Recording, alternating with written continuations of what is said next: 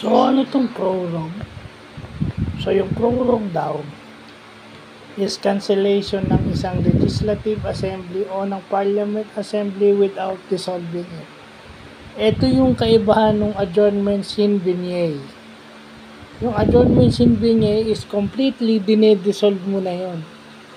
So, pag inabutan ka ng sine die, any issue is dead to be tackled next Senate session. Dito, sa prorog, temporarily tinitigil yung session pero hindi dinidissolve. Kumbaga, meron lang kailangan pag-usapan or nagbi-break lang ng konti yung session para humupa yung tension, mga ganyan. Pa nagkakaroon ng mainitang debate sa Senate or sa Congress. So, yun yung mga bagong political term na natututunan natin, which is maganda. So, yun lang po.